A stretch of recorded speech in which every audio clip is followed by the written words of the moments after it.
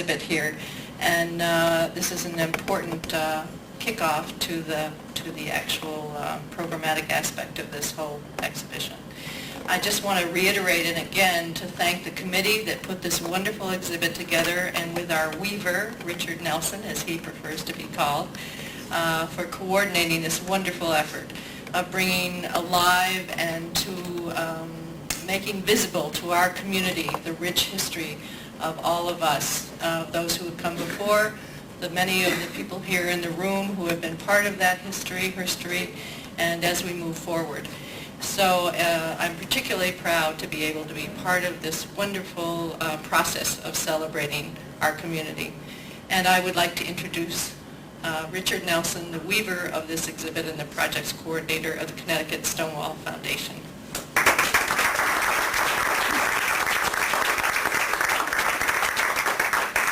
Welcome to all of you tonight. I'm going to keep it short. Our people have long been the poets, and many times our poets have been denied to us. Tonight Bessie is here to read, and Lonnie Black is here to read. And I just want to say it's a joy to have done this exhibition, and quite proud and honored to have been able to put it together. And I hope everyone comes and brings more people to see it.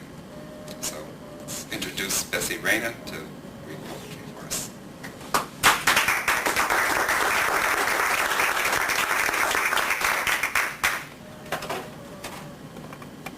Here we go. I always have to bring this down. Uh-oh. Is it still working? Or, yeah. Thank you.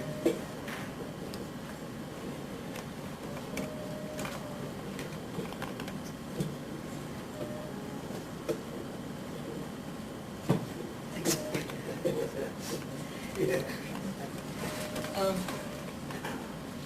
Before I start, I would like to say that I'm very honored to be here. And it's very hard for me to say no to Richard and Carolyn. The only way I can say no to them is if I avoid taking the phone calls altogether. Otherwise, I have such respect for their commitment to the community and all the work they do that even though my life right now is pretty hectic, there's no way I can say no to them. But I want to apologize ahead of time because as soon as I finish reading, I'm going to have to leave, so I cannot be here to hear Lonnie one more time, which I really enjoy. So, but he said he promised that he will still love me, even if I go early. Again. But this brings me to something I would like to bring to your attention, and I was mentioning to Carolyn, and that is we have to start finding new talent within our community. I am more than honored to read, and I have my book there if anybody wants to look at it. But we are going to have to figure out ways to develop new poets. So when the two of us are not available, we have some kind of backup, you know? Or as we would say in Spanish in baseball, movimiento en el bullpen. You know? We get the new pitchers out. Tonight I would like to start with a poem that is not mine. It's by a Cuban-American doctor, wonderful poet, who has a book called The Poetry of Healing. His name is Rafael Campo. I don't know if you know him, but this is from his book, The Other Man Was Me, and it's called Translation. The words are this: queer, homo, maricón. In certain neighborhoods, in others, fag or faggot, fairy, queen, when wearing drag. Not to mention pansy, pussy, girl in your dreams, creative names. But none describe us as well as we really are. Take me, for instance, married in my heart, a father to my sister half my age, but my imagination only. One forever unimaginable man, a Catholic son to parents who are sad, or not, to see what cannot be undone.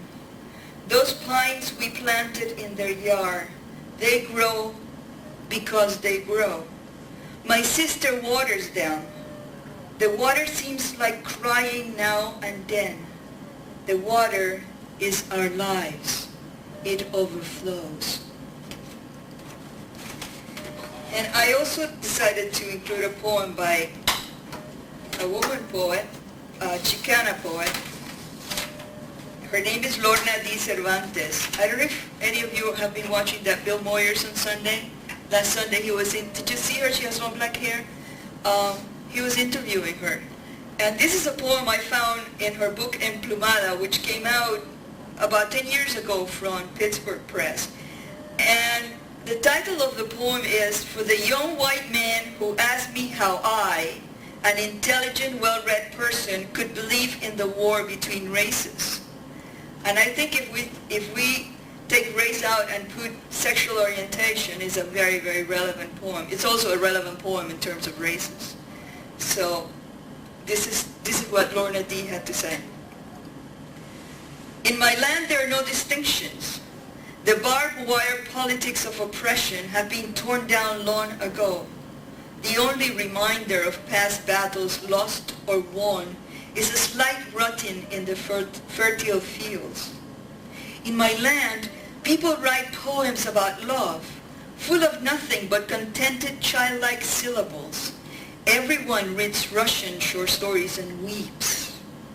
There are no boundaries. There is no hunger, no complicated famine or greed. I am not a revolutionary. I don't even like political poems. Do you think I can believe in a war between races? I can deny it. I can forget about it when I am safe, living on my own continent of harmony and home, but I am not there. I believe in revolution because everywhere the crosses are burning. Sharpshooting goose-steppers round every corner. There are snipers in the schools. I know you don't believe this. You think this is nothing but faddish exaggeration, but they are not shooting at you. I am marked by the color of my skin. The bullets are discreet and designed to kill slowly. They are aiming at my children. These are the facts. Let me show you my wounds, my stumbling mind, my excuse me tongue, and this nagging preoccupation with the feeling of not being good enough. These bullets bury deeper than logic. Racism is not intellectual. I cannot reason these scars away.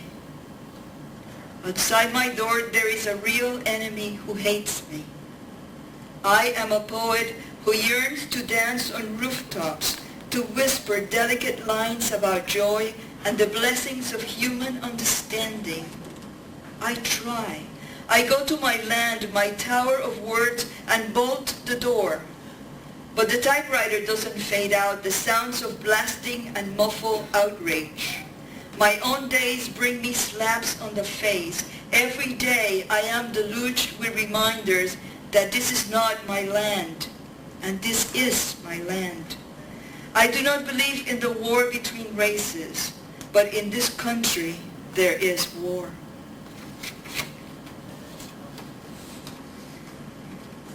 I have been reading Tennessee Williams a lot since Camino Real because I got very angry at the Hartford stage for the Spanish they used in the play. It was so horrendous that I decided to look for the original text, and I read it, and then I got really hooked in reading Tennessee Williams' letters to Donnie Whitman, and then his letters to Marie St. Just, and now I'm just crazy about Tennessee Williams, reading all this stuff.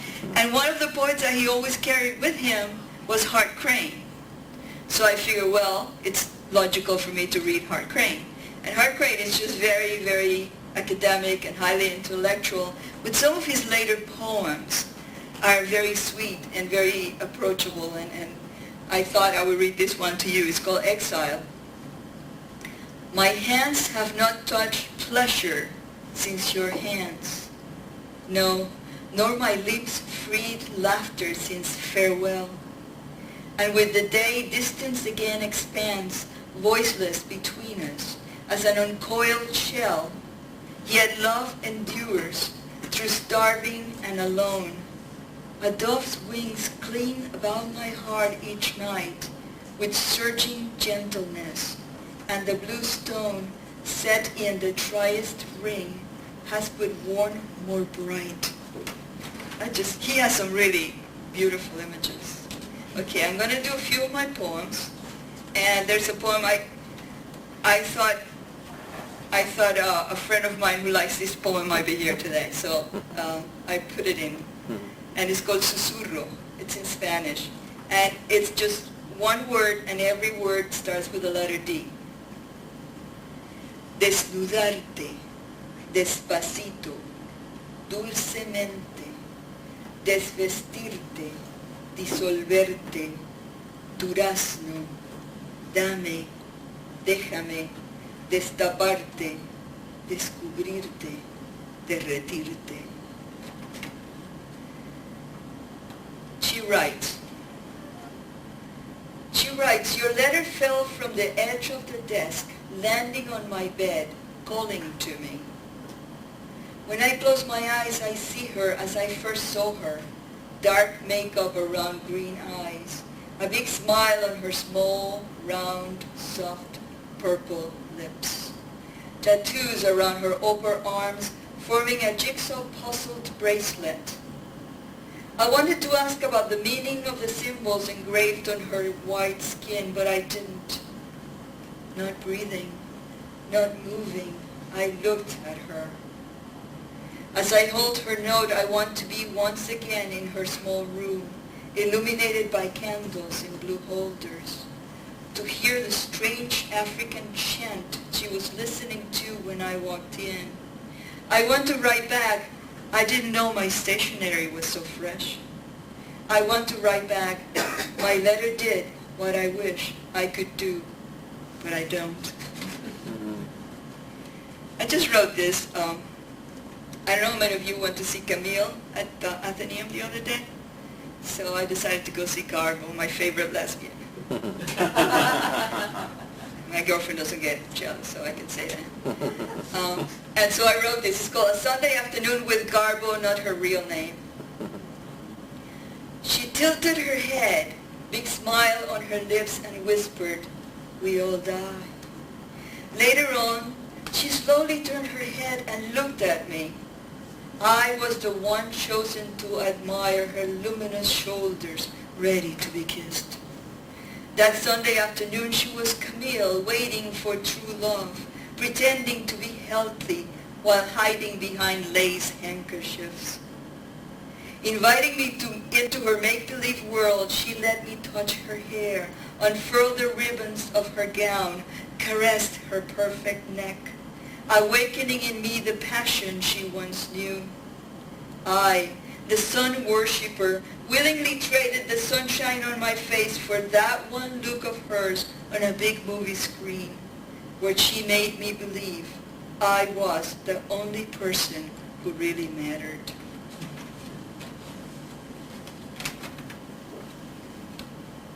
I have a poem that takes place in Panama. Panama is a country where I grew up, and it's called La Señora Leonor. I think most of the Spanish in the poem it's pretty understandable within the context of it. The last time I saw La Señora Leonor, she wore an old sleeveless cotton dress, neck and arms covered with baby powder, engaged in animated conversation with the gray dots bursting like stars from the test pattern on the TV screen. I whispered a "Cómo está?" afraid to frighten her. She turned her head just so, smiled, then went back to her conversation, speaking in a language only she understood. Years before, very early in the morning, when I showed up at the breakfast table for the first time, she glanced at me and casually added another place setting while asking if I wanted tortillas de maíz y huevos fritos. Sí, y café, por favor, I replied. Later on, she and I would talk about her past, but never about my spending nights in her daughter's room, door locked at all times. She didn't have to ask. Mother knows best. Mother knows all. Outside her house that last day, a policeman threw her son to the ground, beating him because he had run a red light.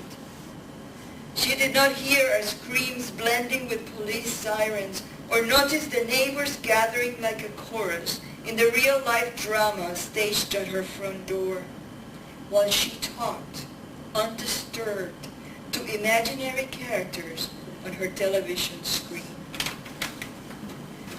Okay, I'm going to do one more poem. It's a short poem, and it's one of my Hartford poems. It takes place on I-84, which wasn't closed that day. And it's called Tropical Lately. It's for a friend of mine who's from Hawaii originally. The sky looks tropical lately, she says casually, gazing at red and purple streaks framed by the car window. To my left, orange cones. I-84 narrows. I switch lanes and slow down enough to observe her bare shoulders, long black hair, sandals next to her feet. Her sadness makes me want to conjure an offering, have a wild orchid appear on her lap or between her soft, small breasts. I catch a glimmer of the volcanoes and rainforest behind her eyes, hear waves crashing against her homeless art. The sky has been looking tropical lately. She rests her head on the car seat, glancing at clouds that yearn for a place to be. Beautiful, isn't it? Makes you almost homesick, doesn't it? Doesn't it? I whisper. Thank you.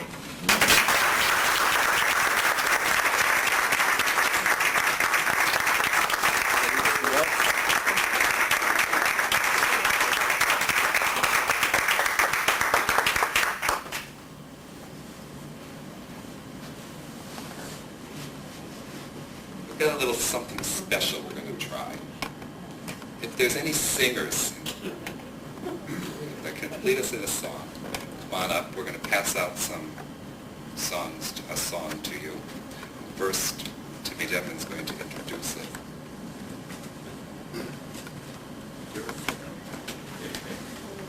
I'm Richard's partner of 21 years, by the way. First, I don't know how to fix that.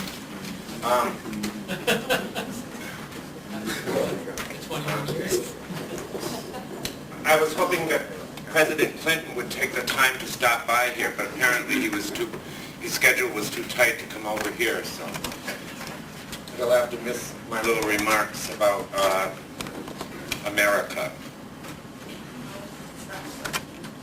Imagine what the world was like before the great fictions of armies and nations began. It might have been good, but our business is with America. We come to challenge and hopefully help change America. America, the land of the sad motorcycle heroes and cowboy saints. America, whose white men believe they held the copyright to the Constitution. America, self-correcting at a snail's pace. We challenge you, America, to not take another 2 centuries to correct yourself fully. Women and people of color waited far too long, America, outside your dawn's early light. Now we queer people continue to fight till there be no more copyrights on the Constitution. Enough of this loving the sinner and hating the sin. Take down the walls, America, we're already in. We shall live. We shall marry. We shall go on. We always have. Yes, we will continue to resent being merely tolerated. But I've got a little secret. Straight America, if that's the best you can do, sometimes we merely tolerate you. Never is the tyrannical aspect of democracy more evident than when a majority seeks to withhold full and equal rights to a minority, whether it be from fear and ignorance, or in this case more likely, moral arrogance. I personally believe it might be best to leave God out of it. For those who dare to be claiming or dare to be naming God are sometimes, not always, but sometimes tricksters. They court a gloomy doom and block out the sun. They conjure up fictions of armies and nations in a quicksilver and deadly fashion. Now as the world waits for a new millennium, let's transcend the deepest valley of despair and view it from the highest mountaintops of hope and possibilities. And finally, may we always try and remember to practice one of the greatest gifts of all, which is simply human kindness. And now we're going to sing this song that Richard passed out copies to. It's the annual reminders were the ones who first did this song, and they would have meetings in Independence Hall in Philadelphia starting from 1965 on July 4th. And this song was done 1 year later. And they continued them up until 1969. And the homophile groups, they gathered together to protest the lack of civil rights for homosexuals and to remind the citizens of America that homosexuals were treated as second-class citizens. The song was first sung at the second reminder, as I said. And now we should sing it in honor of those courageous women and men. And now we need some singers up front to help us. Since we didn't have a musical accompaniment, we need someone that can sing fairly well. It goes to the Battle Hymn of the Republic. The music. Do you know the Battle Hymn of the... Does anyone know the Battle Hymn of the Republic? Yeah, we all know it. Who started? Mine eyes have seen the struggle of the Negroes and the Jews. I have seen the countries trampled where the laws of men abused. But you crush the homosexual with anything you choose. Now we are marching on. Glory, glory, hallelujah. Glory, glory, hallelujah. Glory, glory, hallelujah. Now we are marching on. Your masquerading moral squad has twisted all we've said. You put peepholes in our bathrooms and made laws to rule our bed. We asked you to treat us fairly, but you always turn your head. Now we are marching on. Glory, glory, hallelujah. Glory, glory, hallelujah. Glory, glory, hallelujah. Now we are marching on. In your so-called great society, you've given us no place. We bring to you our problems and you stand and slap our face. How can you boast of freedom and ignore this great disgrace? Now we are marching on. Glory, glory, hallelujah. Glory, glory, hallelujah. Glory, glory, hallelujah. Now we are marching on. Now we asked and begged and pleaded for the right to have a life, free to choose the one we love and free from man-made strife. But you turn around and stab us with your legislative knife. Now we are marching on. Glory, glory, hallelujah. Glory, glory, hallelujah. Glory, glory, hallelujah. Now we are marching on. We've been drowned out by injustice till our whispers can't be heard. You have shattered all our dreams. we never stirred. But we're rising in a chorus, and you'll soon hear every word. Now we are marching on. Glory, glory, hallelujah. Glory, glory, hallelujah. Glory, glory, hallelujah. Now we are marching on. The civil rights we took from us, we want them back again. We will rock and write and dictator will release you then. If you do not give them freely, we will take them, my friend. Now we are marching on. Glory, glory, hallelujah. Glory, glory, hallelujah. Glory, glory, hallelujah. Now we are marching on. Thank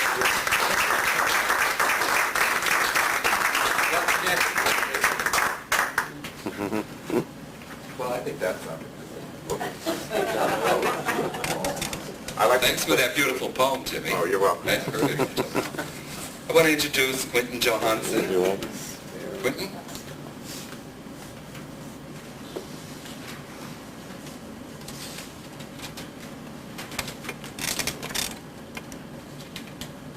I'm here to introduce our speaker tonight. Reverend Canon Clinton R. Jones, to use his full name, was born here in Connecticut, in Brookfield. He is an Episcopal priest and a canon of Christ Church Cathedral here in Hartford. Canon has devoted many, many years of service to the gay, lesbian, bisexual, and transgender community, starting out in his early years with working with people to reconcile Christianity and homosexuality. He is a founding member and current director of the Gender Identity Clinic of New England, which is based here in Hartford, and acts as the clinic coordinator.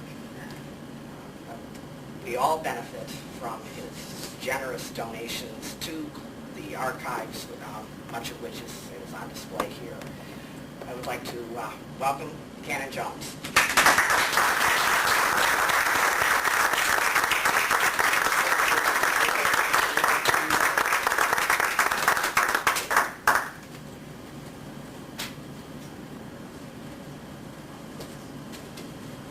Do you want a glass of water, Senator? No, thank you.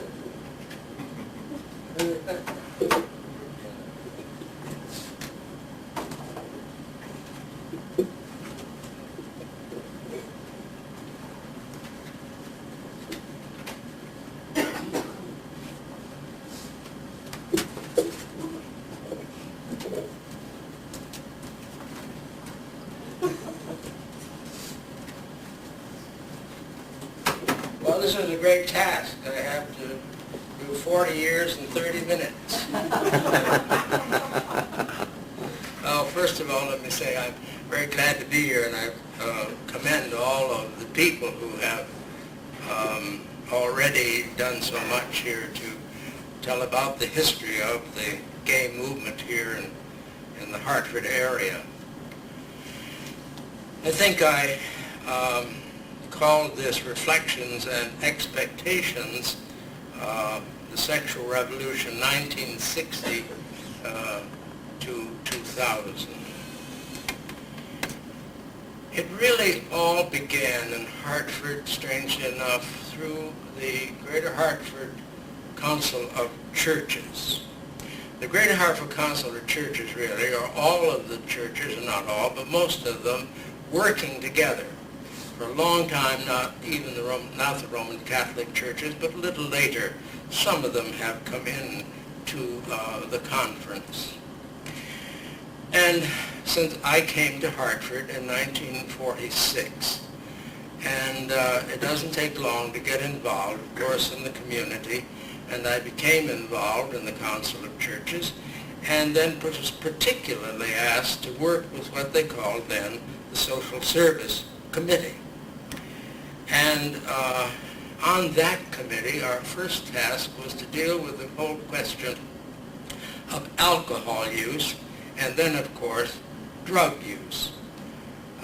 We were the committee which really brought about the first methadone program. Whether it still exists, I'm not sure. But anyway, that did come through that. Well, since we became known as a committee concerned about minorities and others with problems, we had a telephone call, or the office did, from one of the churches in East Hartford. And the question was, they had a janitor who apparently had molested a boy or two in the school, and so they wanted to know what they could do about it. Well, I think we all looked at each other and said, well, what do we do? And we didn't know what to do, because it seemed something that we didn't talk about. You didn't talk about homosexuality those days and things like this. You shoved them under the rug the best you could. So we began to think about that, and about the same time we had a call from a faculty member of Kent School because he and his wife had been interested in people in prison.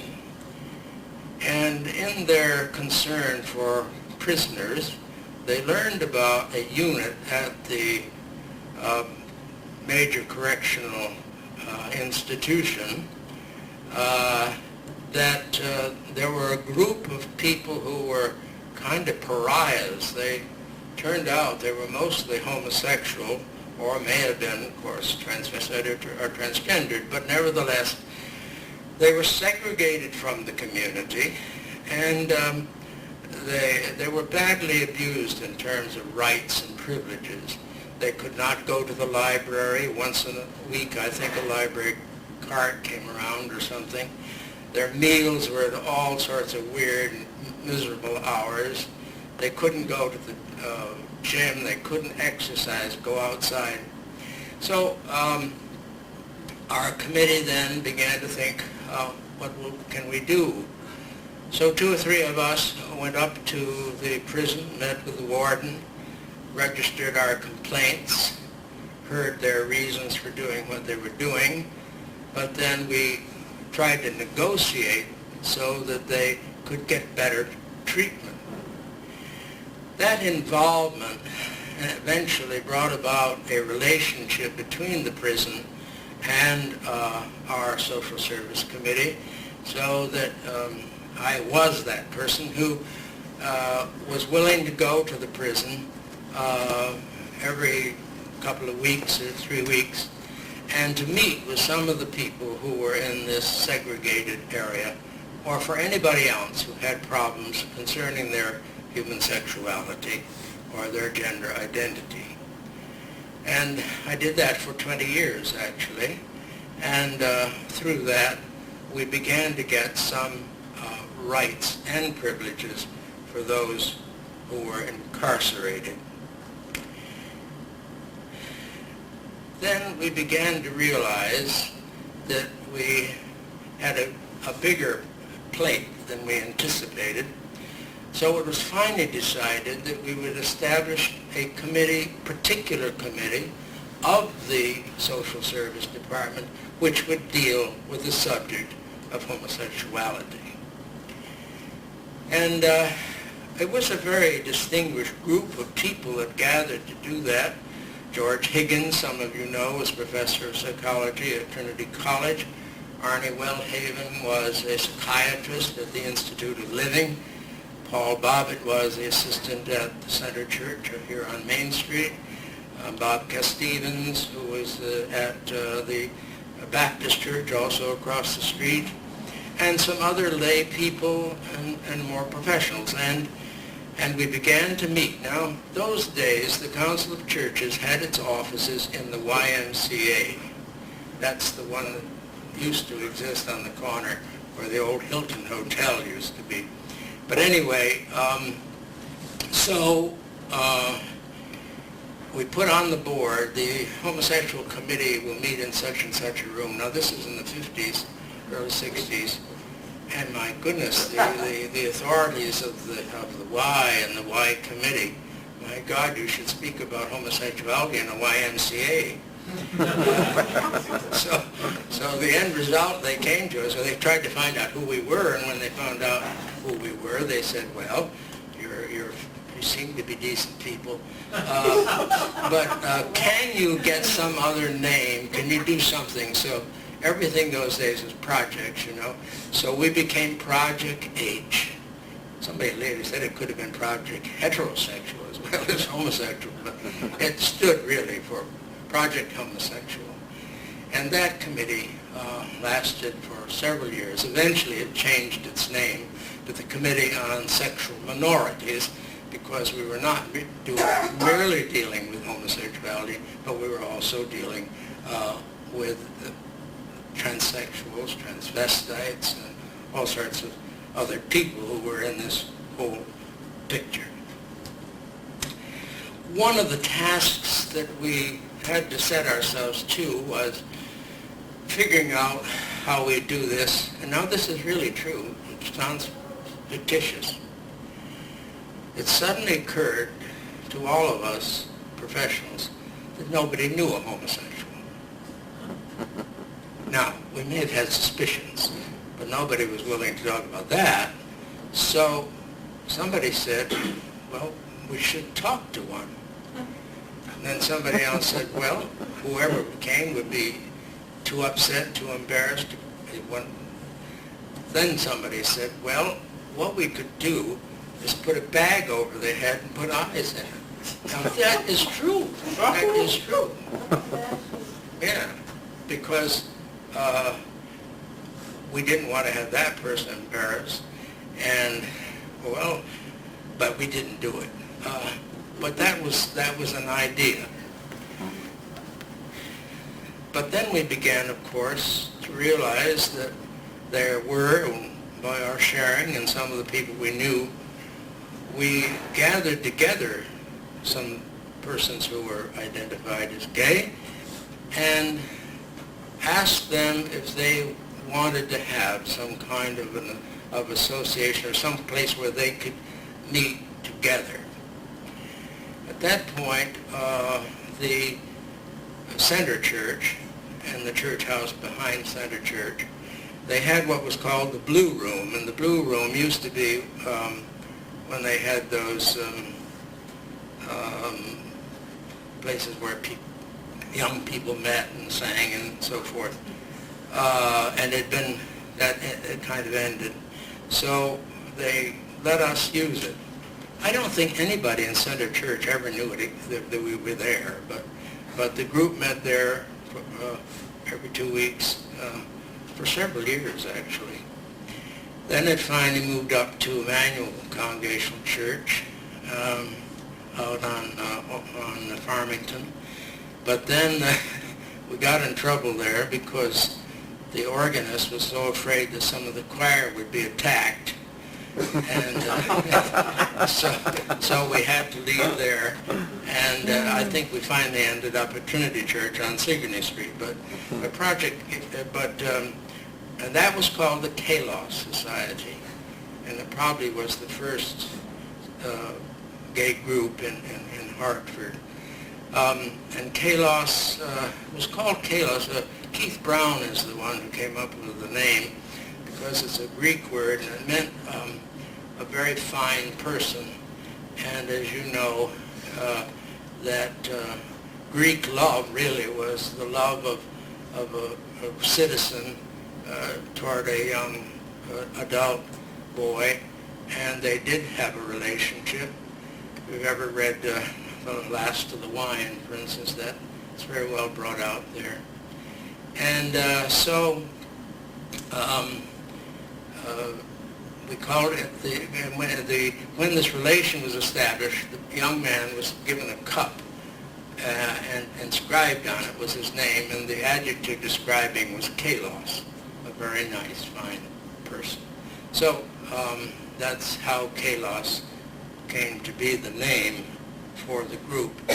And that lived for a good many years, actually, until a lot of other things in the meantime came through. The other task we had was get some information, find some people who knew more about it than we did. I picked up a book called Strangers in Our Midst, and it was a book written by Alfred Gross. And I pursued this a bit and discovered that Alfred Gross was the director of an organization in New York City called the George W. Henry Foundation. George W. Henry himself was a psychiatrist. He didn't really like homosexuals, I think, but nevertheless he had some sense of compassion about it, and he really did some very important pioneer work in his own profession, plus in terms of writing. And so the foundation was established in New York City. I went down to New York, met with Dr. Gross a few times, and tried to tell him about our work in Hartford, which was beginning to grow. And he was very kind and came up to Hartford, and we gathered 30, 40 or so clergy in the Hartford area at the cathedral for a whole day working on this subject. And we thought it'd be a very good idea to present the group, the clergy gathered, with a problem, and let them make small groups, they could all work, and then come back with their reports. Well, the situation we presented was a clergyman suddenly found a couple of boys playing with each other under the stairwell of the parish house. And so he was upset about this. So the question was, well, if that was your church, what would you do? So when everybody had come back with their reports, was to get a psychiatrist, talk to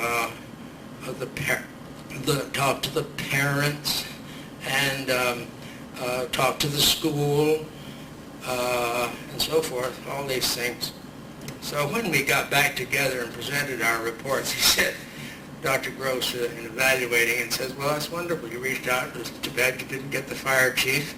And so he said the best way to handle this damn thing is simply to tell him, pat him on the behind, tell him, if you're going to play someplace else.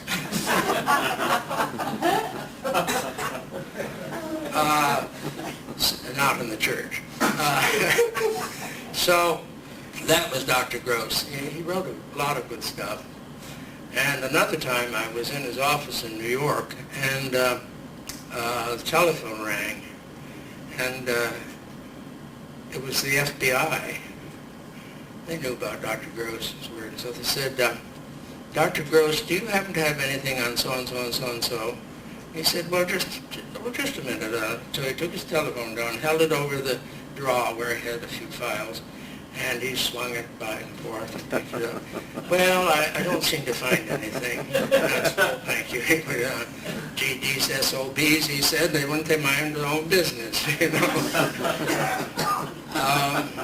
Which really indicated that he felt that everything that he did, he didn't keep any files, and so when we asked then to become a chapter of the George Henry Foundation, the only chapter actually, and a couple of us went on the board in New York, and so that's how we happened to become, in a way, part of the George W. Henry Foundation in New York.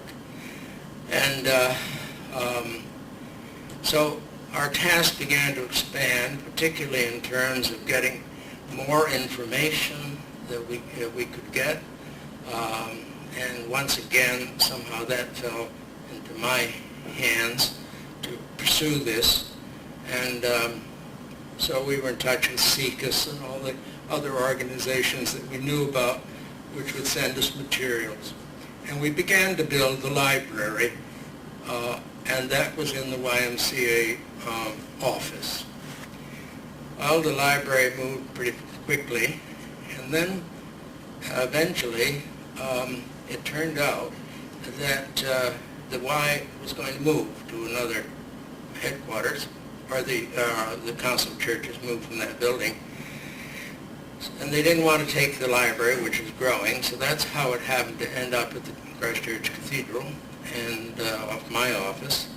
And that's how eventually it built to about 1,500 books, which, as you know, were all placed at the University of Connecticut Central in New Britain.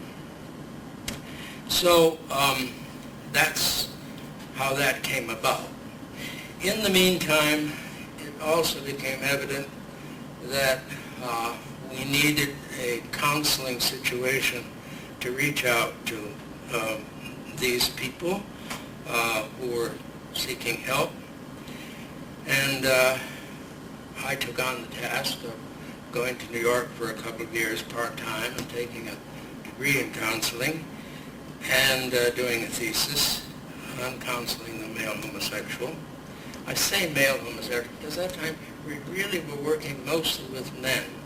There weren't much evidence at that time of lesbians coming forward. That does happen, of course. And so that began a counseling ministry which maintained for several years. And we lived by the rules of the George Henry Foundation, which were no files, no verbatims, and to keep everything so anybody's identity could be protected. That may seem as if that wasn't important, but it was important at that time, indeed it was. Well, out of all of this happening, a good many organizations came into being. Integrity, which was the group for Episcopalians who were homosexual. That is now a national organization. The MCC came to town and had their services, and they used to meet out at the Unitarian Church. Dignity came into being. And these groups, I think, began to work together and to grow and to meet the needs of the gay community. I had one other little thing that was interesting. It doesn't seem possible, but the ignorance was very, very great those days. Finally, in our own Episcopal church, there was some feeling that we, as a national church, should do something. So the matter was turned over to what we call our House of Bishops. So the bishops formed a committee called the Church and the Homophile. Do you ever hear the word homophile anymore? But that's what they felt was the word.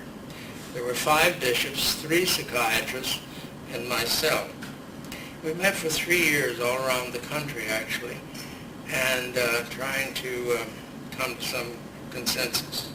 But one of the interesting things happened after working at it for about a year and a half. The question was brought up. There was a lot of people weren't agreeing here, and so I said, well, do any of you ever know a gay clergy person? Well, no. I said, well, why don't we get to talk to some of them? And they said, well, how can you get somebody? I said, I'll get you some.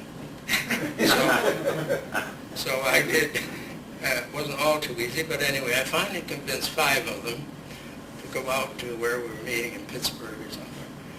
And I said, if you pay for them, they're coming out, their expenses and so forth. And that changed the whole spirit. Once those people had a chance to talk with 5 clergy and some of their problems and so forth. One of the books you don't have that I gave you was called Understanding Gay Relatives and Friends. And one of them is about a clergy person. And it's all pretty well, it's fictionized to some extent, yet this basis of truth. So that did a lot, I think, for changing things there.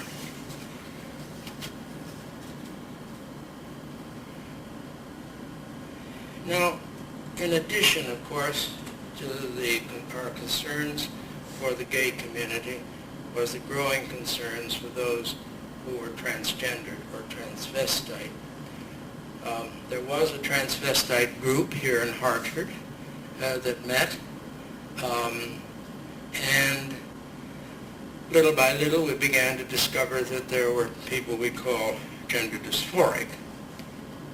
Dr. Bagish came here from Johns Hopkins, which was the first place in America that they did establish a clinic. Of course, all this follows the Christine Jorgensen story.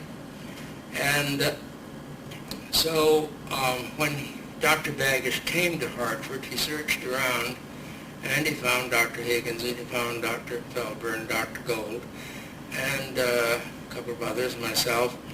And with that, we organized, as was already indicated, the Gender Identity Clinic of New England. We are the only clinic in New England. And so over the years, and it's, well, maybe it's 25, 30 years that the clinic has existed. And then even before the clinic came into being, we had what is now known as the 20 Club, XX standing for transsex, which met as a support system for transsexual persons. And that still exists, and also the clinic still exists and is moving along in its way. Education has always been a primary priority, and so some of us were involved in conferences and various things, lectures. Just for fun the other day, I'd forgotten about it, but I went through and found I lectured in 20 states in the United States, and I had 2 speaking tours in England and Scotland, and some all in France. So that there was a constant spread of information, and I think all of that was important and probably helpful. My time is nearly over, and that's good because it comes up to expectations, and that's history, and a lot of the history is still alive. What are the expectations? Well, I've come to one conclusion of my own. In the Episcopal Church, when somebody is baptized, there's a question which is asked of the person baptized. Now, if the child is 2 weeks old, he can't say very much, but there are godparents, and they're supposed to take these vows. Or if the person baptized is an adult, they take themselves. The question is this.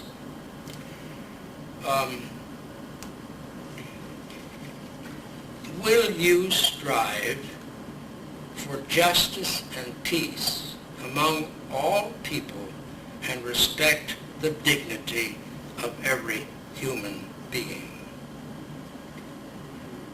Well, my feeling today is there is some respect, all right.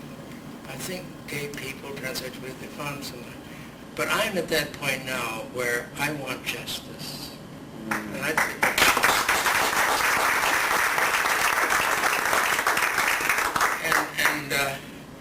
think that's where the move is. I'm support. I hope all you do, Lambda and some of the other organizations which are focusing in this particular direction. A bridge for tolerance, and then the rights that should come with it.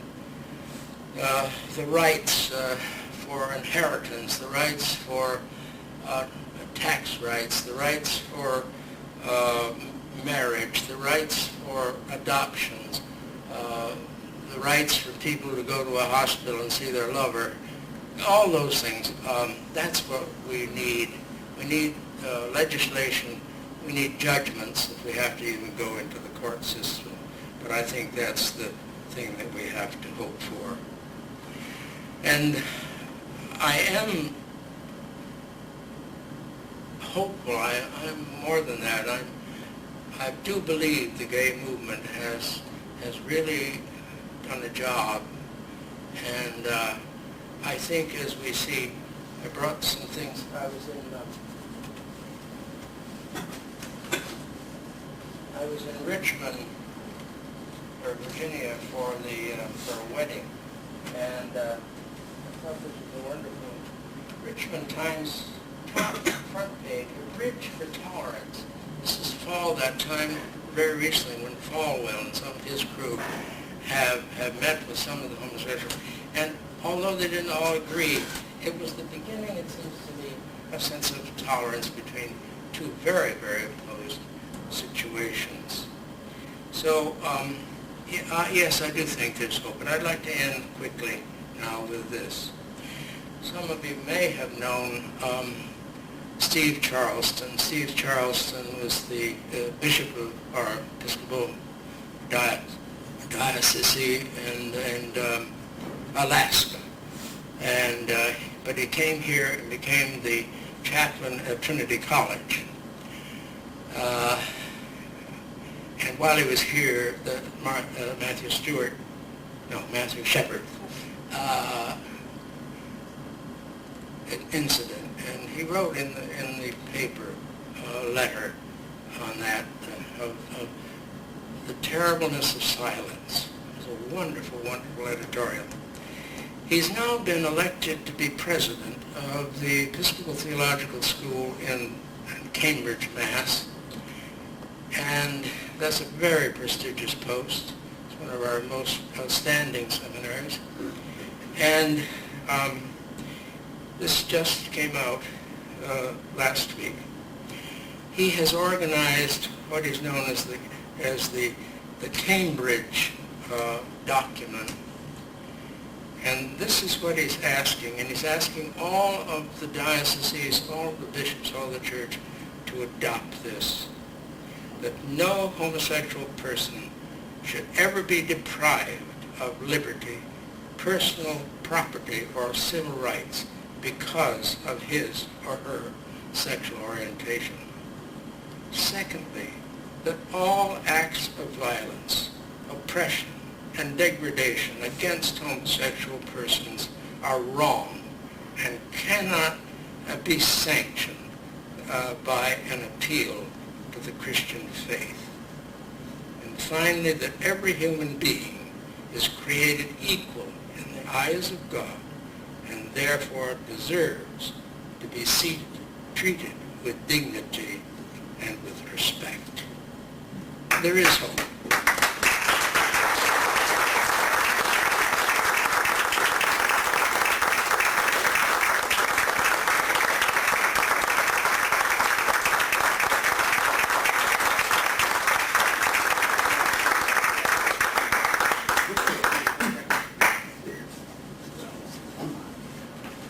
Thank you, Kevin.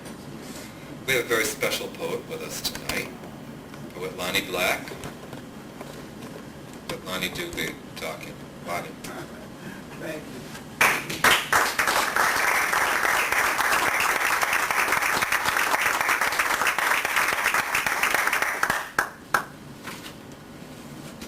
I want to thank Richard for the invitation to be here tonight, and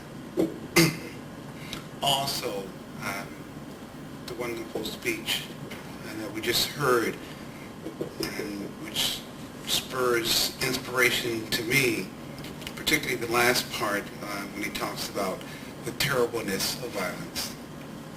And that crosses the board for a lot of things. I'm going to start with a poem that I usually open with. It's kind of an icebreaker, I say. And it's called Field Trip Upstate.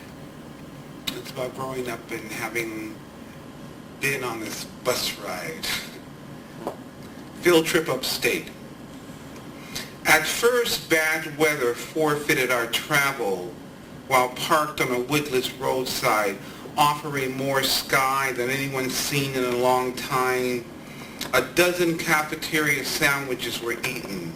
Crumpled sandpaper napkins polluted the landscape. Its undriven soil cramped against nowhere in a remote backdrop. On top of everything else, a Czechoslovakian exchange student left her pocketbook in the ladies' washroom at a dead-bone Texaco station in upstate New York. The driver spoke of punching clocks, but something valuable was lost in the translation. He shifted gears and words dropped out the side of his mouth. It's more trouble than it's worth. On the bus racing back, no 3 cheers for the bus driver.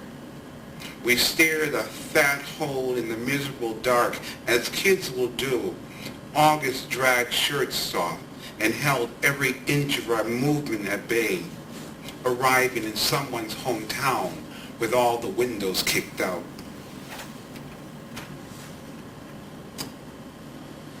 Another vacation poem. This is titled Back from Provincetown. When I'm traveling, I often pick up the local papers and the small papers, not just the big news, but the small papers. And this is a true story. Back from Provincetown. Back from Provincetown, the Filipino man who buys catfish and supermarket gin gathered what was left of memory and shouldered off his pain by drinking until the white fell from his eyes and pneumonia slept with him for an entire season. All because he couldn't swim or dog paddle or throw his loud voice out like a rope and reel his daughter home to his arms that were famous for long hugs.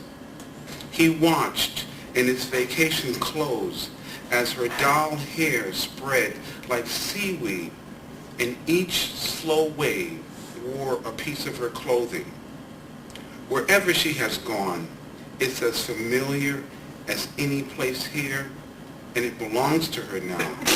The life that goes away when timing has everything to do with it. The next one is another vacation poem. An awkward position when you break up and you go on vacation and wind up in the same island. This is titled Ex-Lovers at the Blue Dust Motel. It's true. We slept a thin wall apart like strangers. I could hear the knocks of running water and you undressing, the tired noise of earrings, a zipper splitting down your back, shoes sliding under the bed, a ring echoing music I can dance to. And if the cracked Indian summer moon settled down in the corner, it gave away your outline, unfinished and skinny. The smell of perfume nursing the blind wind outside my unlocked door was quiet like the black motel phone. I balled up, drowning the remains of a dim bulb, and wish you would tiptoe in and roll back the covers to see if I was still breathing. This is another, I got so many breakup poems. This is another one called Sympathy Card. Faith Marcella Rios, you stop things and bludgeon the time-sharing drafty 4-bedroom colonial. The air is stale, repressed by dollar store perfumes you stole from tag sales. You deserve better than the sexless hint of menstruation. Can blood really turn that black? You stop things, not knowing mouthfuls of impregnated wishes once lived here, coughing their mistakes in downhearted night sweats. Here in this so-called Puerto Rican kitchen with its canary yellow blinds and snowberry potpourri and bell jars laced with sparkles. Faith, Marcella, Reels, remember, they gambled for his clothes. I live on leftovers, the inexpensive waitressing where the neon signs wink, divorce, divorce. Let me go out there and polish someone happy. Faith, you stop things and stun five-legged stars that try 24/7 to church with you.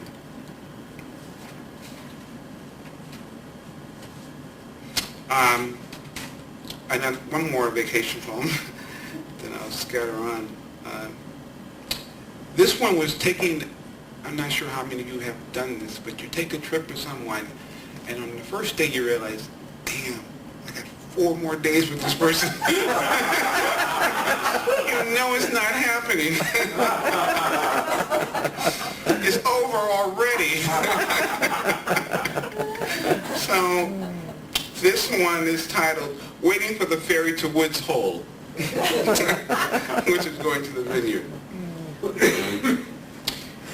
You purchased a miniskirt to save your figure, floating under an apron that you tied quietly for 17 years. I gave my right hand to your courage. With this, you fed a starved girl quivering inside the padlocked rooms where rain light freed the drowned marriage.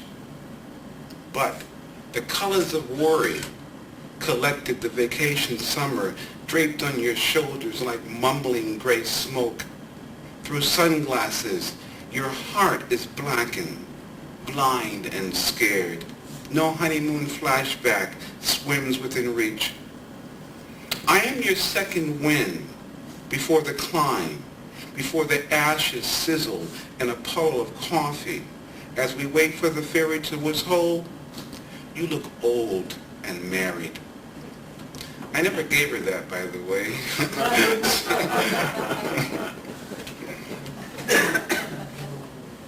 On the next selection of poems that I will read is from an anthology, and Yelza. And they come out of they come from a place where a time where I had difficulty writing. And I found myself thinking about the things that I do, and so here they are. This is titled Some Say.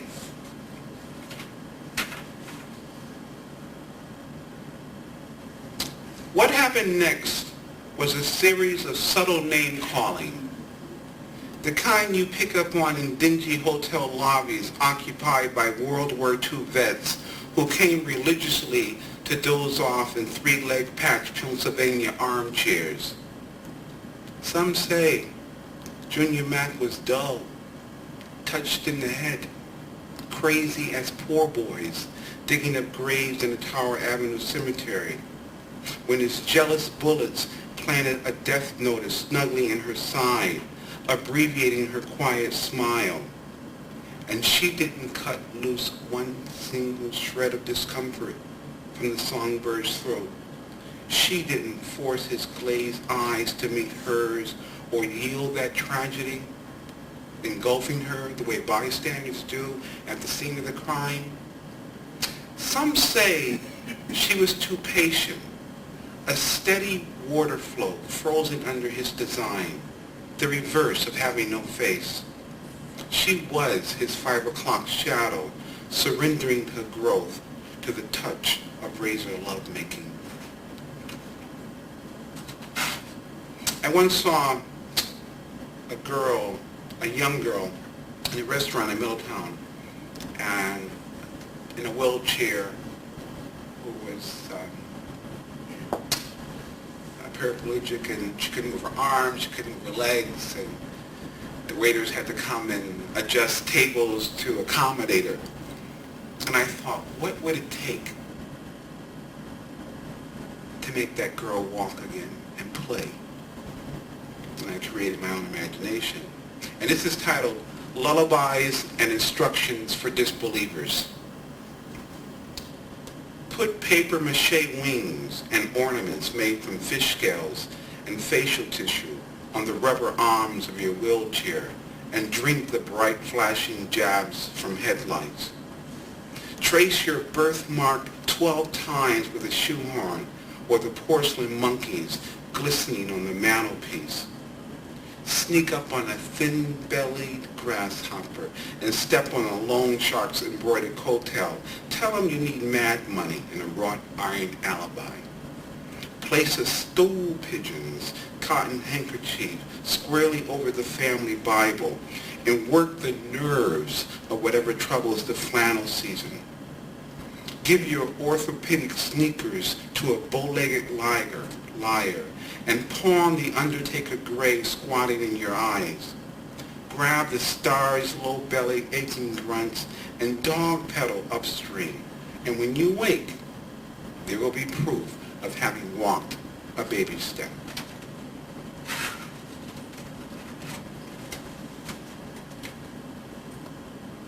This is titled Ash Wednesday. And it begins with an epigram. Remember that you are dust, and dust you shall return. When the bilingual moon has a full stomach, the elephant trainer's deaf-mute sweetheart sips lukewarm watermelon juice out of a Salvation Army fedora and collects the nylon wings of dragonflies. She could snap barbecue chicken wings and turtlenecks easier than plastic toothpicks. Humpty Dumpty gave them leather suitcases filled with wooden eggs, spinning tops, postal cards, and ducktail tuxedos from the Titanic. Nighttime slips through the screen door like cartoon shadows, mumbling something about cigarettes and dog biscuits. In the skinny woods, a man stands in his boxing shorts, letting mosquitoes and the homesick heat take advantage of him. Two more. And this is out of that period, and this is titled, Suppose I Were to Tell You the Truth.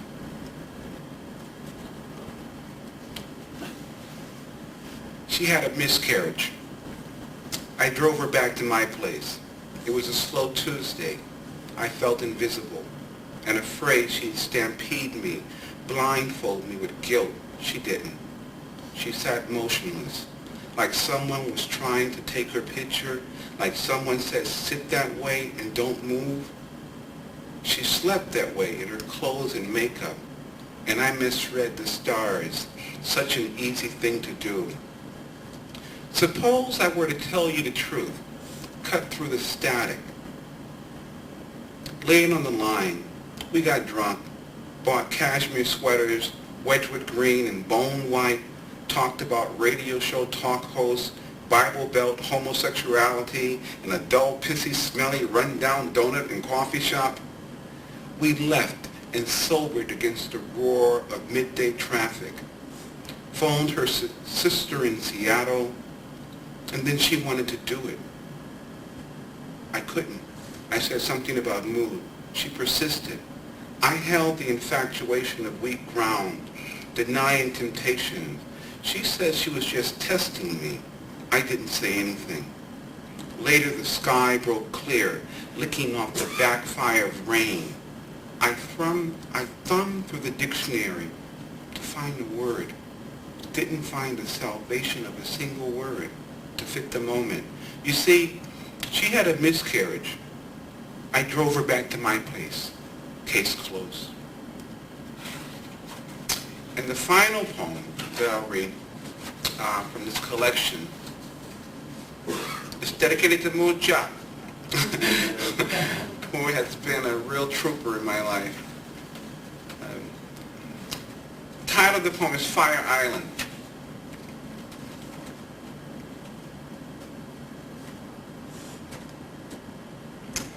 When July broke down, the color was wrong. It bit the scenery.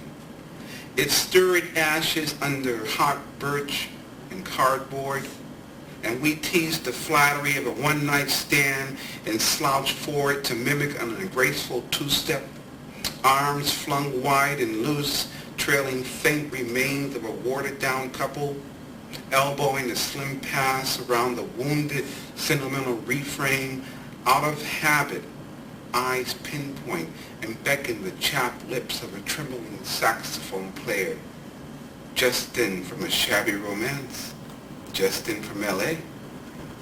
Knowing they would sleep it off and discover the bourbon memory hard to tackle, he played lukewarm to the Saxon men dancing on fire. When July broke down and cheated everyone with rain. Thank you very much.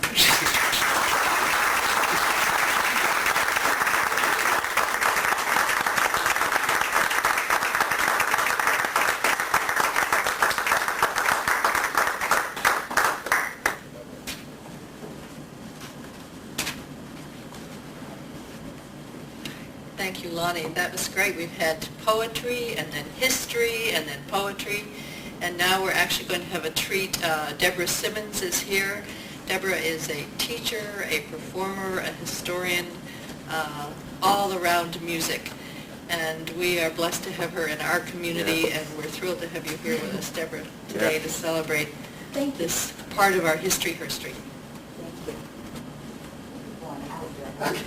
You see, look what I'm bringing with me. I see what's down there. So for sakes sake, if everyone will so indulge me, I'm going to shift things this way so it can reach.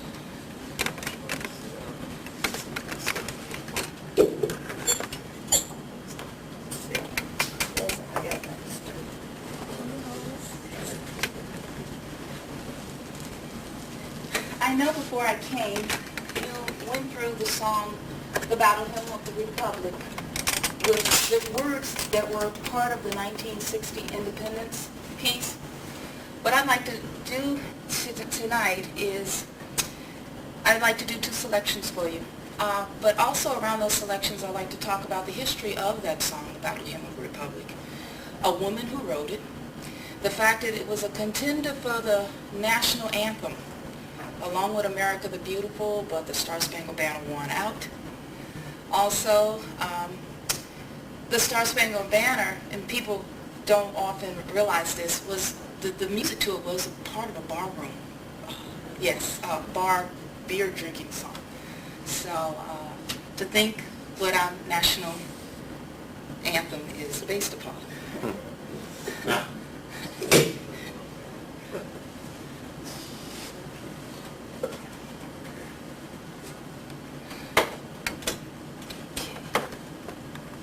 A couple of minutes and I'll have all of this hooked up.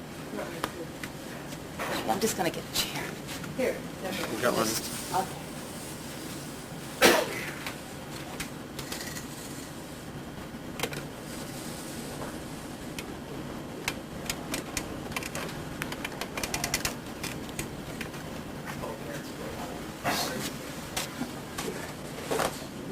No, that's it. Thank you very much.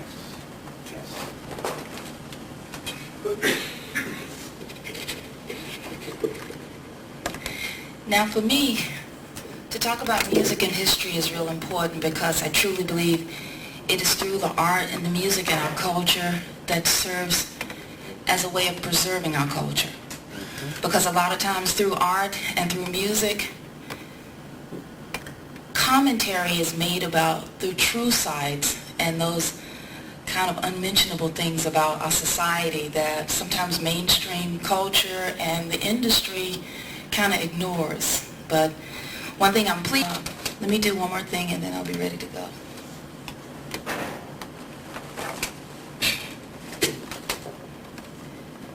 They were having open house today at my school. I left some brochures and I ran out of there. So, forgive me for not being here earlier.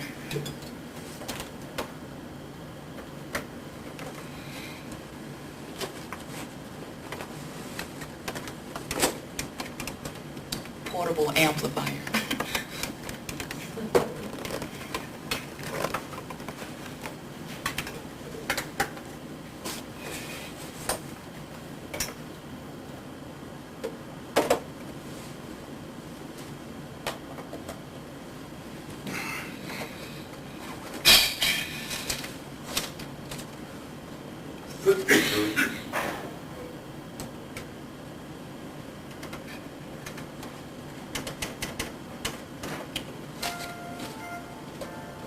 Yes, and my equipment does work.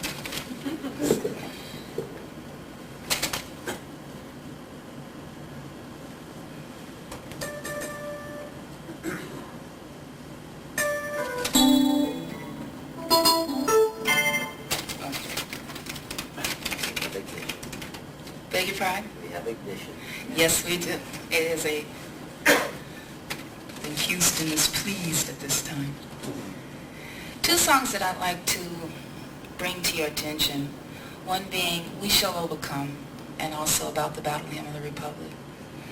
Two of those songs have come to my mind, and I was thinking as I was coming here, how would I approach this to just, do a song and a dance for you, or do what I normally do throughout every school week, and that is educate as I teach about music.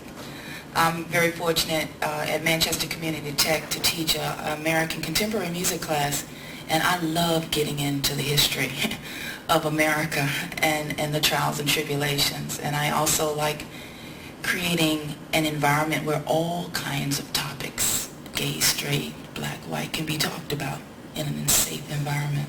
So I have fun with that.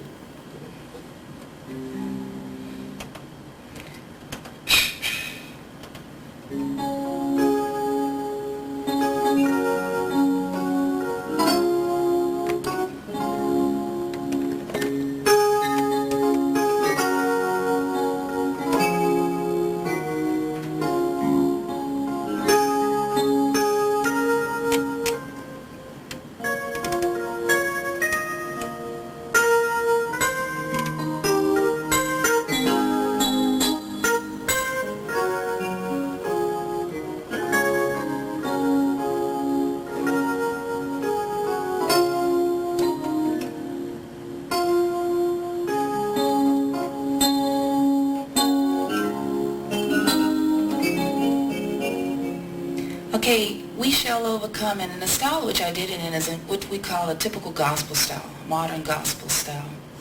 The reason why I want to talk a little bit about that, because the civil rights movement of the 60s really served as the impetus for so many other movements that came about in American society and culture. It almost served as the blueprint for what everyone else was going to do, and it gave them strength. And for me, thinking about the civil rights movement, especially as it relates to where we're at tonight, with Stonewall and the issues that we're dealing with today, I can't help but go back to that because I am from Greensboro, North Carolina.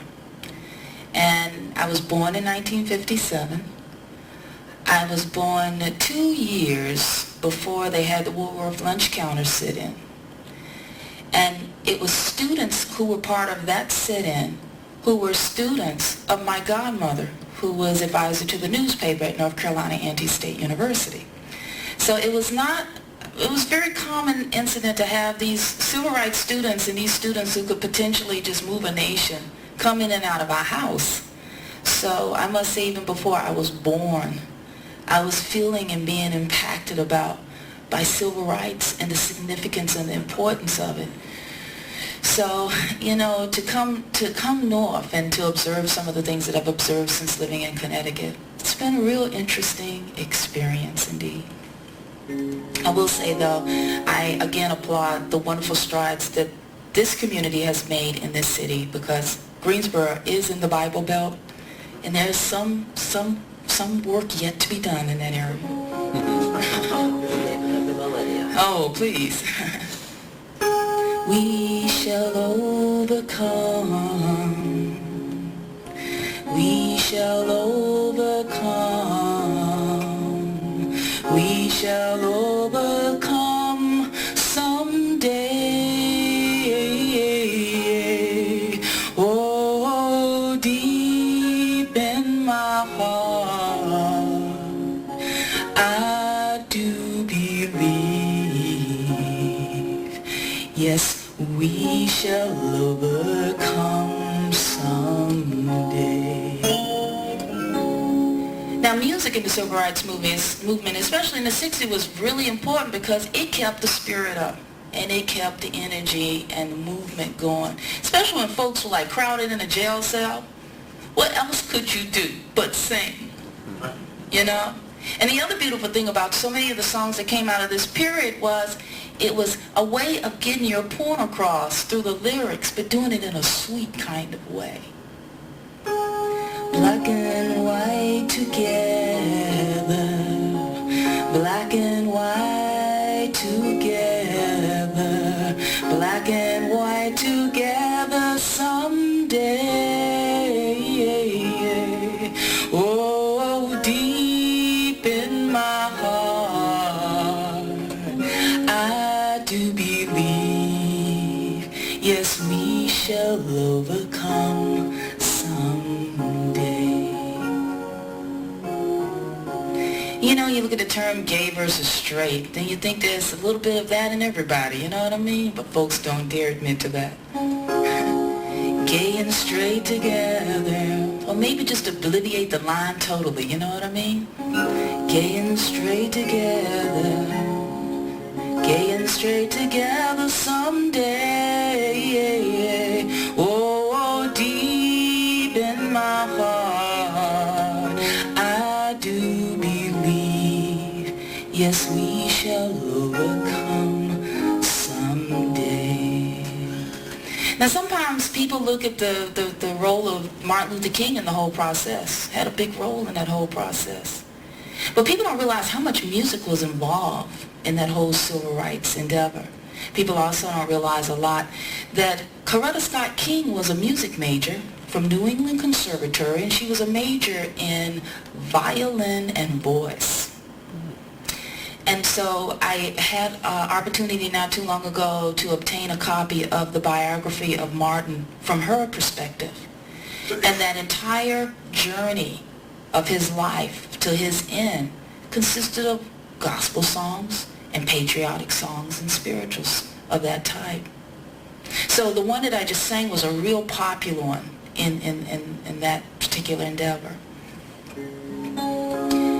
Now, let me back up a little bit and just talk a little bit about the Battle Hymn of the Republic. Battle Hymn of the Republic was a song that came about, I'd say early 1700s into the 1800s, when our country was still fighting its own wars, and we had this patriotic sense of what was ours versus what was Europe's.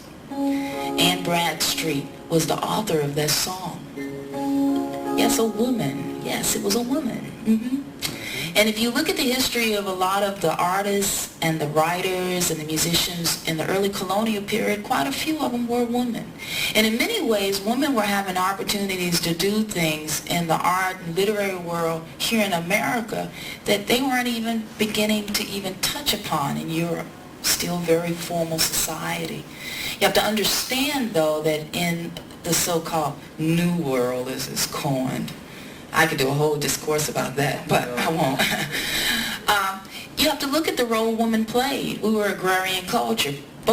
Everybody in the family had to get in there and do the work and do what was needed to be done. So there was no time, no room for these social rules and regulations that were dictated in the European society. So the original Battle Hymn of the Republic lyrics go like this. You can hear my voice is a little out of it, so, just bear with me. Some people say this is sexy. Maybe I'll keep it. Okay? All right.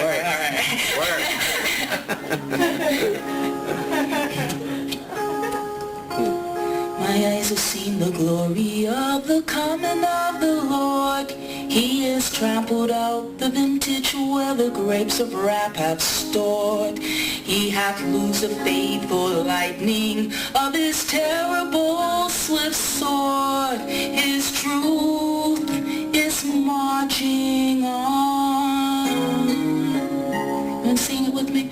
Glory, glory, hallelujah. Glory, glory, hallelujah. Glory, glory, hallelujah. His truth is marching on. The second verse. In the beauty of the lilies, Christ was born across the sea. In the power of his bosom that transfigured you and me. As he died to make men holy, let us die to make men free. While God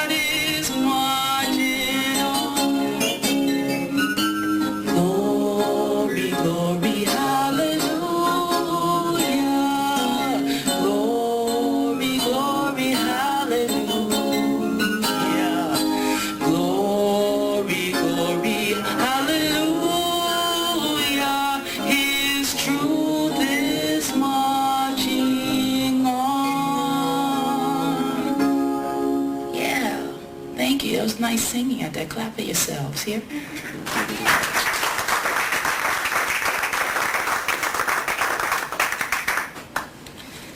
I'm looking for the piece of paper. Am I sitting on it? I'm sitting on things. Oh, God. I'm sitting on things all day. So in final conclusion, and I know you sang this, but just to look a little bit about the lyrics of this particular song, if you haven't had a chance to study them. Because, again, it's the lyrics. It's the song that's going to be here long after we're gone. And I think one thing that I learned more than anything else living my whole life in a town, in a city, in a state where it was a common occurrence to have tanks rattling down the street because of the riots and the curfews. Yeah, it was a common occurrence. It was a common occurrence to, how can I say it? My mother would often protect us children growing up because she knew the racism that was in the stores. You know, I read a piece once about Greensboro, North Carolina. The largest building in town was Jefferson Standard Life Insurance. And we lived on the southeast side of town. On every side of that building was a clock except the southeast side. You know, so that just gives you a little taste of what we were dealing with during that period in history. So I think coming from that environment, and I think about the struggles then, the ones now, the ones we have to look to, that with this wonderful exhibit, and from what I can see, again, can I ask you to just acknowledge once again the people who put this together? This is beautiful. Let's give them a hand. Yes. Really.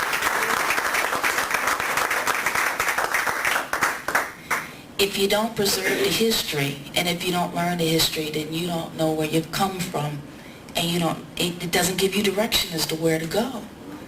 And I've learned that so readily growing up in the South, knowing full well that what I do now, it's not necessarily going to end the whole problem. But we can only set one block down and keep this kind of presentation here so that those who come after us can kind of pick it up and carry it on to the next generation. I mean, isn't that what it's all about? Mm-hmm. So in conclusion, you have your sheet of paper, and I know you did this before. Let's just go through one verse of the particular selection, Now We Are Marching On. Let's see, I'm going to get you in a key you can sing in.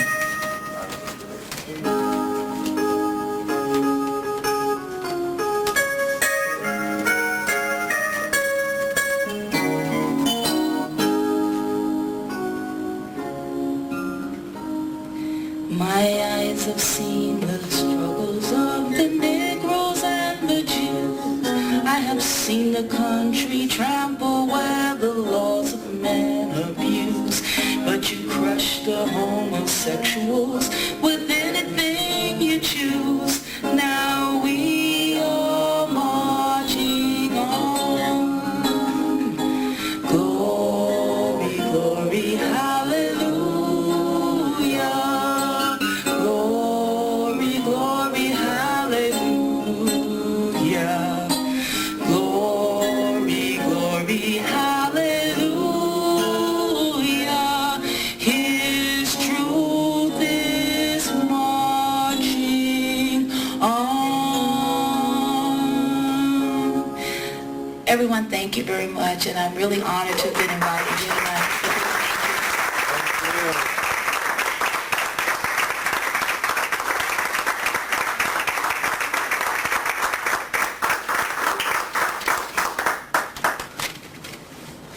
Did you have a question there? Yes, I have a question.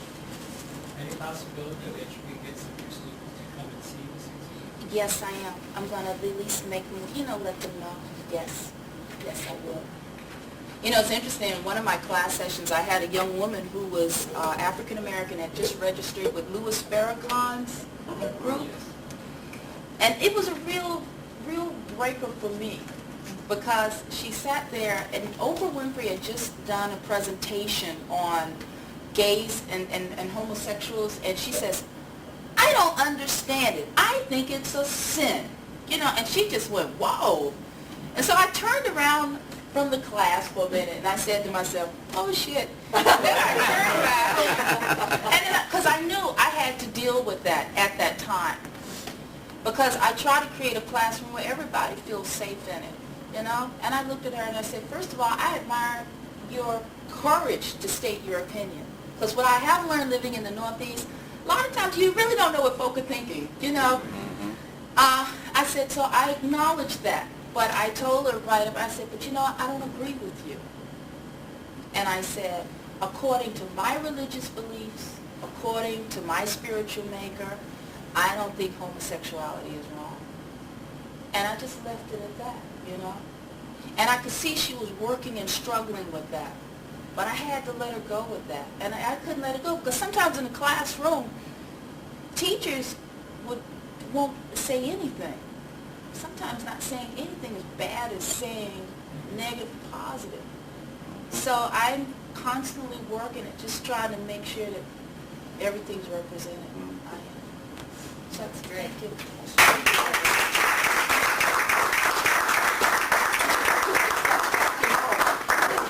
And actually, that's exactly what this is all about, is breaking the silence, just as we talked about. Breaking the silence, this exhibit is about breaking the silence. All of us being here and moving forward is about breaking the silence. So I do just want to say that as much as this is a celebration of all the work and things that have happened, it is not complete. It's just one small piece.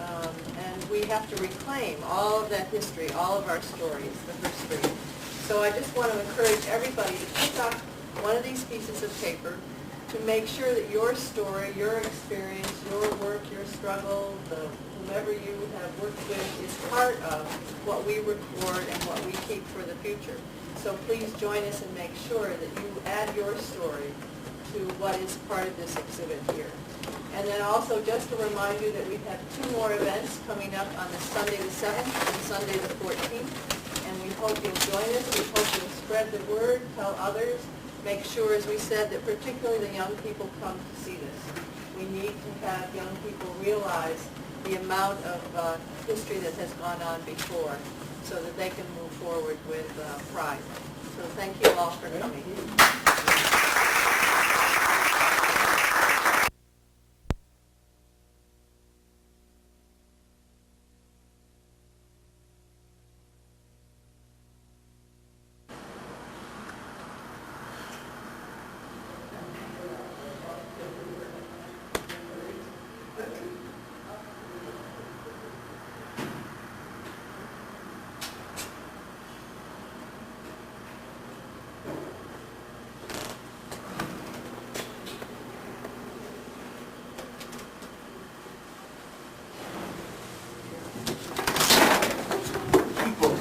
Have you met Helen Drill from your daughter Laurel's mom?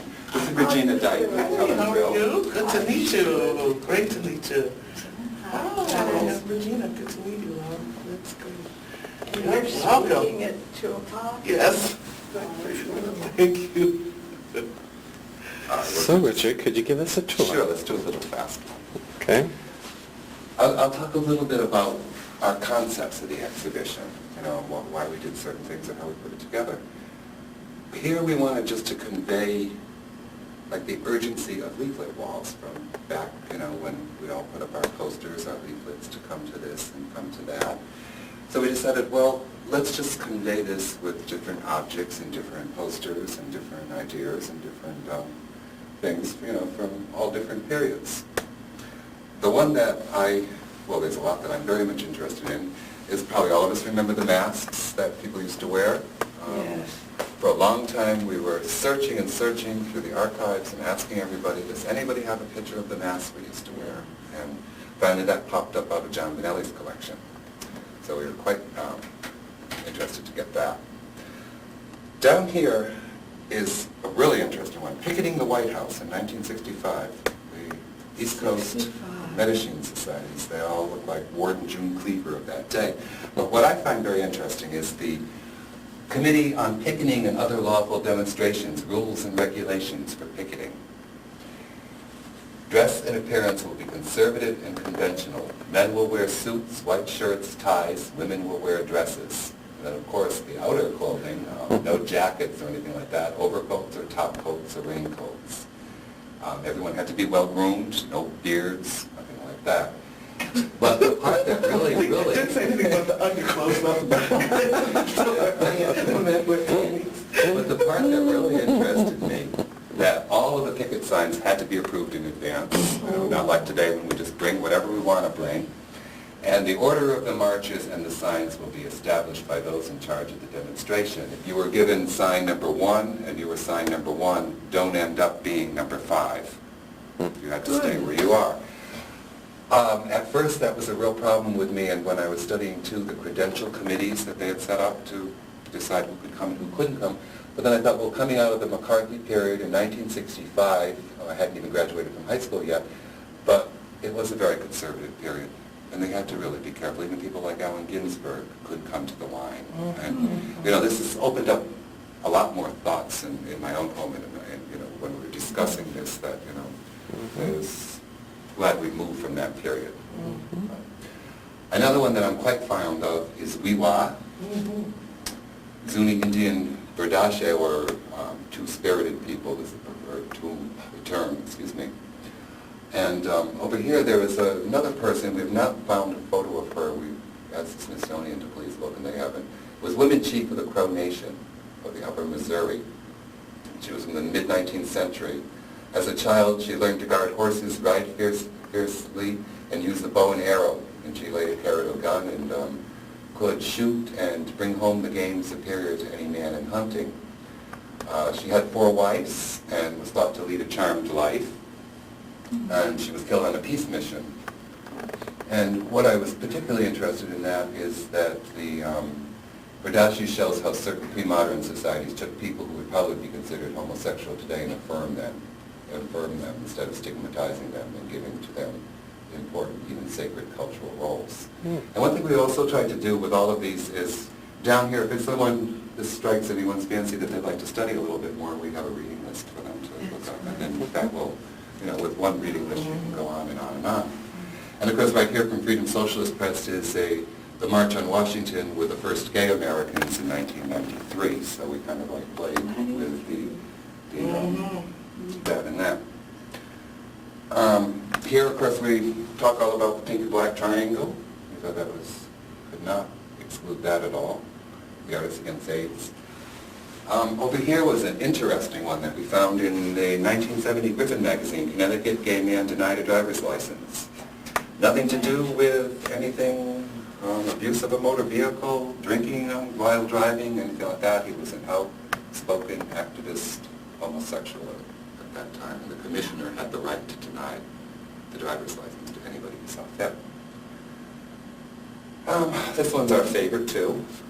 I'm sure you've all seen this. If God didn't create homosexuals, there wouldn't be any. Inside everything Jesus had to say about homosexuality, and of course inside there's nothing. So we thought, well, let's hang this on a little hook here and let people open it up and see that he says nothing. And of course, where the word faggot came from, we thought that was a very important thing to include here, the bundles of kindling wood. And this is one of course, my favorite. And even if it seems to you that you never had so much, that is only the slogan of those who still have much more than you, or much more to give. So, then of course, this little angel here, little piece of costume jewelry that we found holding the letter H. So we thought that would be just a cute little touch. So we tried to do little things like that too, just to be fun. That's that part. Over here we decided that, well, faces of the past, we have to honor people, who've come before. Very important thing to do.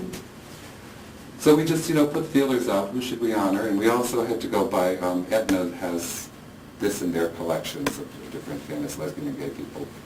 So of course we honored James Baldwin, Virginia Woolf, Sappho, and Christine Jorgensen.